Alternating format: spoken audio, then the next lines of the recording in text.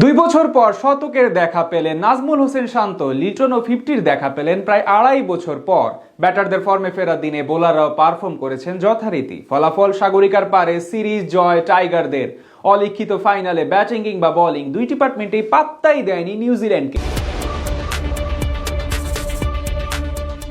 শান্তর সেঞ্চুরি আর লিটনের হাফ সেঞ্চুরির পর বাকি কাজটা দারুণভাবে করে দিলেন নাহিদ মুস্তাফিজরা। একাদশে ফিরে মুস্তাফিজুর রহমানের ফাইফার নিউজিল্যান্ডকে ওয়ানডে সিরিজ হারিয়ে বিশ্বকাপের টিকিটের আরো কাছে পৌঁছে গেল বাংলাদেশ।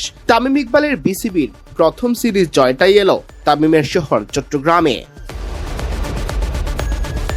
সাগরিকা খ্যাত বীরশ্রেষ্ঠ ফ্লাইট লেফটেন্যান্ট মতিউর রহমান স্টেডিয়ামে এদিনও টস জেতে নিউজিল্যান্ড। তবে আগের 2 ম্যাচে আগে ব্যাট করলেও এবার বাংলাদেশকেই জানায় ব্যাটিং এর আমন্ত্রণ। সাইফ হাসান ও তানজিদ হাসান তামিমের ওপেনিং জুটি ভেঙে যায় স্কোরবোর্ডে কোনো রান জড়ো হওয়ার আগেই। 2 বল মোকাবেলা করে সাইফ খুলতে পারেননি রানের খাতা। তামিম 5 বল মোকাবেলা করে 1 রান নিয়ে যখন ফিরছেন সাজ করে দলীয় রান তখনও 2 অঙ্ক ছুঁতে পারেনি।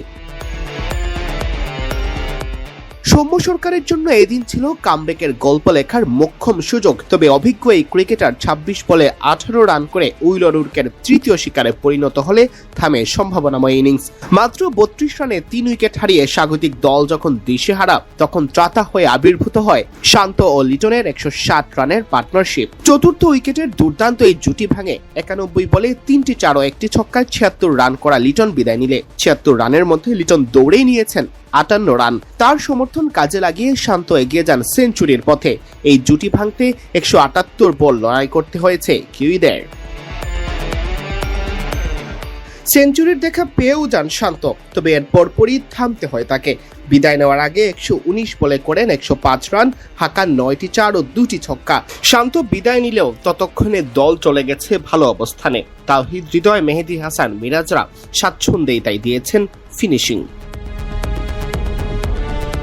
অধিনায়ক মিরাজ 18 বলে 22 রান করে সাজ করে ফিরলেও হৃদয় 29 বলে 33 রান করে অপরাজিত থেকে মাঠ ছাড়েন।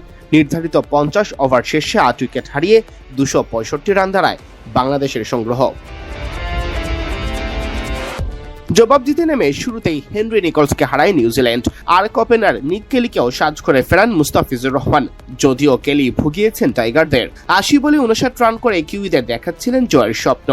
8 রানে প্রথম উইকেট হারানোর পর দলীয় অর্ধশতক হয় আর কোনো বিপদ ঘটা ছাড়াই। তবে 70 রানের আগে 3 উইকেট হারায় নিউজিল্যান্ড আর 100 ছাড়িয়ে যাওয়ার পর ব্যাটিং বিপর্যয়। বিশেষ করে কেলির বিদায়ের পর আর সেভাবে ঘুরে দাঁড়াতে পারেনি কিউইরা। সিয়াম চৌধুরী, বিডি ক্রিক টাইম।